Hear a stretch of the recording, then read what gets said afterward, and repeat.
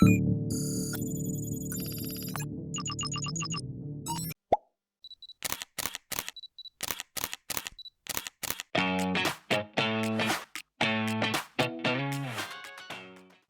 to the SpicyIP Podcast, the Summer School edition. Today, we have with us Mr. Adarsh Ramanujan. Welcome, sir. Thank you. He's a patent agent and an independent counsel at the law chambers of Adarsh Ramanujan, with diverse practice areas in our commercial arbitration and patent litigation. We have a couple of questions for you, sir. With expertise from the global experience, could you tell us how you explain technical matters, specifically intricate scientific concepts to courts while you litigate and while you are in court? Do you have some kind of a strategy that you use to explain such matters to them, especially with an experience of being appointed as amicus curiae by the Delhi High Court and Madras High Court in various cases?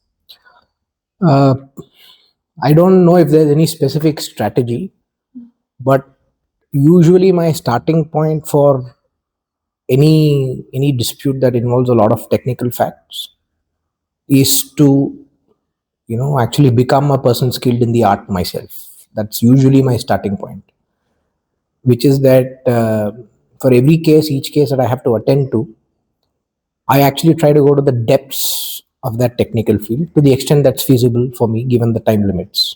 That's usually my first step, so that I understand the technology thoroughly, as much as somebody in that field would understand. That's the first step that I normally do, which involves so I buy a lot of books. So if I get a dispute that's relating to electrical engineering, I'll end up buying a lot of electrical engineering books.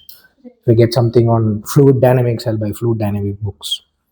So recently this AI issue came up, so I have like 6 books on how machine learning is executed, what's the history behind machine learning. So I do a lot of reading at the initial stage, just to get a much wider view and a more in-depth view of the field that I'm involved in. That's usually first stage for me. Then the second stage is I'll go back to the case that's been given to me, understand the case better, because now I have a more in-depth perspective of the technology. Re-understand that piece of patent or technical document handed over to me. Then the third step, which is the most significant part, is break it down into the smallest possible components. If you are talking about, it's difficult to give it in abstract, but if you take, say, a typical chemistry patent case, where you are, say, dealing with the development of a new pharmaceutical substance, right? And typically a substance like that will be represented by a chemical formula, and the chemical formula tends to sometimes be a big molecule. Even from the drawing, you'll look at it, you'll see it's a big molecule. The idea is to then break down even that molecule, to say that, look, although this is a single molecule, you have to understand this molecule into 1, 2, 3, 4, 5 different components. Right.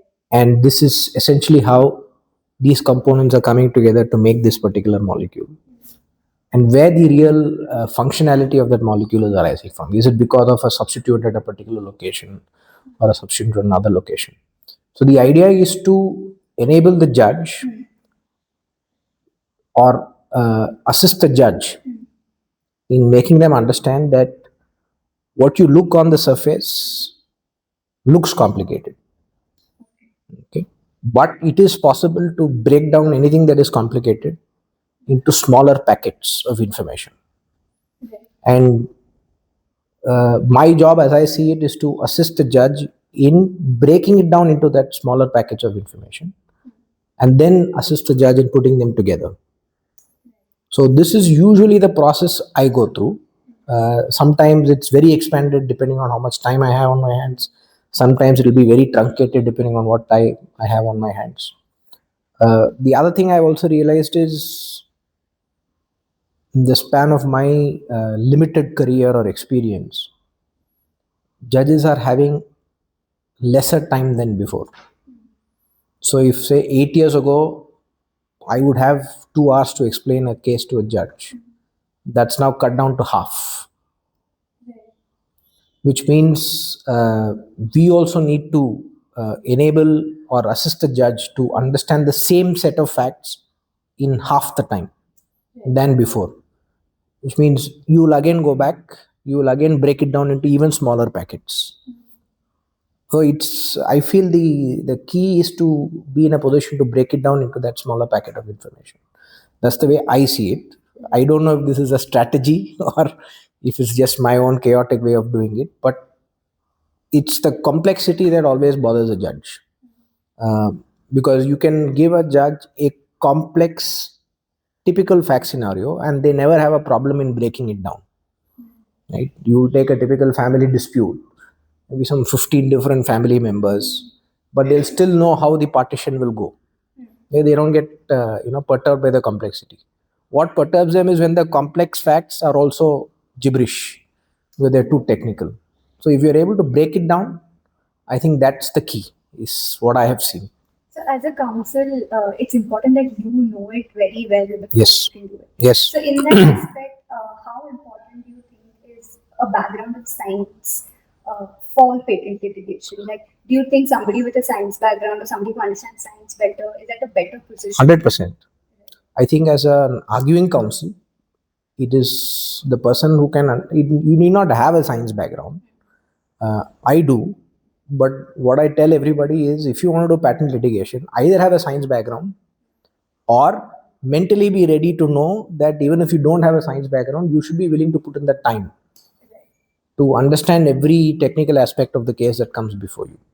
Because as you rightly said, you can't as an arguing counsel be the blind leading the blind. Because in 90% of your cases, your judge is not going to understand, is not going to come with a science background, right?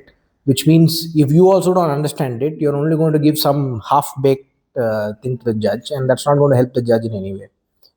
So I advise people it's absolutely necessary, but even if you don't have that science degree, you should contemplate within yourself whether you have the ability or you don't have the psychological block saying I won't study science. But I've seen that with a lot of practitioners that this is technical, this is not my cup of tea. You figure it out. So if you have that block, then I advise not doing patent litigation. Could you just give some guidance and advice to students who want to pursue patent litigation and take it forward as a career? It's a career. What guidance? So my first guidance is that don't have a psychological block to scientific information. Two, be ready to work very hard. As a profession, this profession requires a lot of hard work. If you really want to excel, you need to spend a lot of time reading.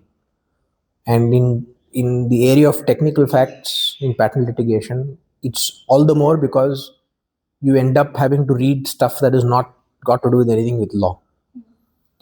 That's two. So I feel that in patent litigation, you need to be ready to work extra hard. And three, I will advise every person who wants to do patent litigation to draft and prosecute patents. Okay, you have to start at the ground level. You need to know from the foundation, where it leads to. That's a third piece of advice I'll certainly give. Which also means internships towards that direction. Yes, 100%. Internships towards the direction, or spend a few years with a team that's prosecuting patent applications. What other guidance I can give? Okay, fourth I will give, which is that don't be a frog in the well. Your interest may be patent litigation, but never come to a position where you say, I will only do patent litigation.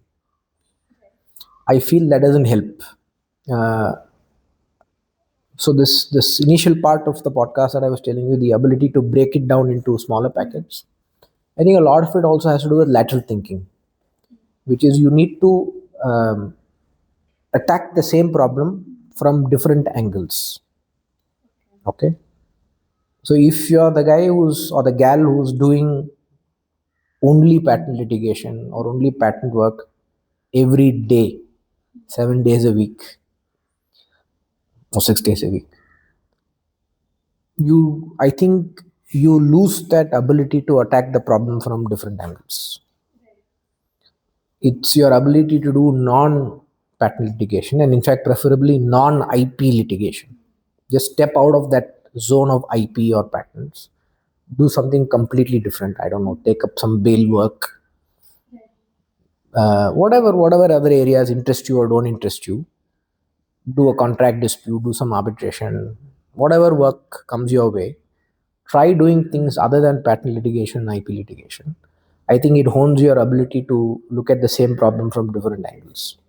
So you also would say that a generalist is better than a specialist, or Okay, in the so sense of experience. so I'm sure you've heard the old adage, jack of all trades and master of none.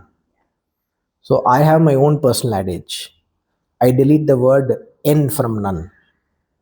So you have to be jack of all trades and master of one. Right. So that's the way I have tried to build my own practice. I started, although I did a lot of initial part, a lot of customs works, etc. I started doing patent work. I decided I'll become a master in that subject. At least I try. So that becomes like a core, right? And then you start building your satellites around it. You start doing your trademark work, your copyright work. Then you step out of your IP zone. You do tax. You do, and I did some tax work. I did anti-dumping, countervailing duties. I did international trade. Then I started doing arbitration. Now I'm doing a lot of contract disputes. So you pick your one subject that remains your core, and then you build multiple satellites around it. So my objective now is to become a jack of as many trades as I can without leaving the core that I have, which is and master that. And unfortunately, the problem is I've realized slowly in my time that there's no question of becoming a master in one, because that's a never-ending goal. It's a process. Becoming a master of a particular subject is simply a process. It's not a goal at all. You just keep working on it all the time. Learning is a never-ending process. So Absolutely.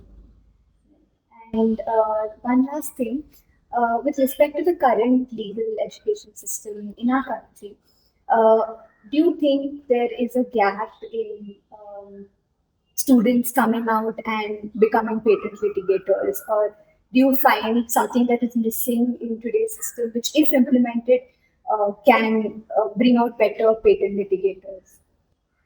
Okay, I mean, some of my information is going to be dated because it's a long time since I graduated. I know how much legal education has changed now. Of course, I do all these, visiting lectures and things, but that only gives you a very, a narrow glimpse of how it is. But I think the question you have is part of a larger issue, because I feel that we have a fundamental issue with the Indian education system per se, not just to do with law or litigation or patent litigation.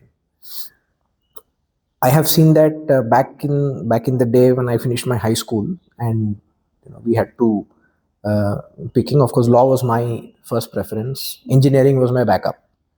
So I had given my AIEEE and all those exams for engineering. But obviously, my dad's an engineer. My brother was in engineering college already, and the feedback that I was always getting was that it doesn't matter which engineering college you went to, everybody who graduates is basically useless. All the industries need to train them independently, right? Even in my dad's own company, he used to, at that point in time when I was graduating, he used to do a lot of VLSI, very large scale integration. Okay, and he used to say that whichever university I pick, whichever student comes in, they don't know how to implement a VLSI design in practice, which means you go through that on the job training. So it appears that perhaps not much has changed, and this comment doesn't apply just to engineering, it equally applies to law. Is that most people who are graduating find it very difficult uh, to enter the field. there's a gap between that knowledge that you're supposed to gain in the university and the knowledge that you actually need to in practice. In many ways, some gap is absolutely necessary, because I think when you study, you have to study the ideal, right? Practice is not always ideal. You'll always be cutting corners. A lot of the cases that you fight will be jurisprudentially wrong, right? But you still have to defend your party. And a lot of occasions, the kind of orders that you'll have to fight on day in and day out basis will have absolutely nothing to do with law, right? So some gap should always remain, okay? Because I don't think that students coming out of any university, or that for that matter, law school, should be as good as a practicing lawyer, because there are things that you learn in university and the things that you learn in practice. And experience would also play. 100%, which means not all gaps between legal education and actual practice are bad. Some gaps are a must, because you don't want to corrupt what you learn in law school with what actually happens in practice. I think you have to retain some idealism over there. That's my view. But the gaps that we actually have are much more problematic than the gaps that you can have, because at least back in the day, I remember for our IP, so I'm a IPR honors student from Jodhpur, which is my fourth and fifth year. I had extra credit papers and multiple papers solely focused on IP. But I can say without disrespect to anybody that a lot of the IP I know is just self-study, because we used to struggle with getting professors. And I don't think the situation has changed even today. Getting good professors is still a problem from what I understand. And that is in turn because professors aren't paid enough. In our academics, and professors aren't paid enough. And that is in turn because despite all the rich cultural heritage that we have, we do not give gurus the kind of respect that they deserve.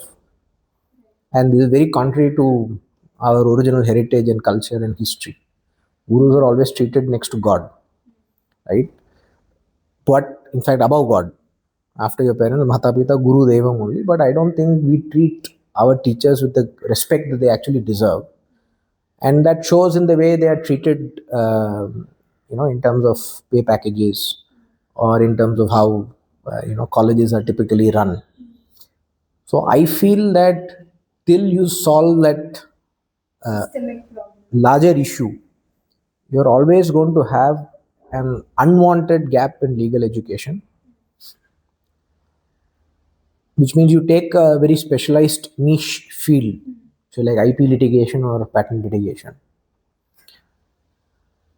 You will never be able to solve that gap, because for somebody to be, immediately employable in IP or patent litigation, that law school must have the kind of professors who will spend the amount of time to study and teach the kids, and you need to have the kids to have that much respect on the professor to sit and go through those courses and work hard.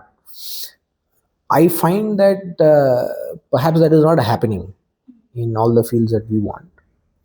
One suggestion I have always had, apart from the systemic issue, because I don't know who's going to solve that problem, but one suggestion I've always had for any university is to have visiting professors, and that makes a big difference, because I could compare and contrast my university education here and my master's education abroad.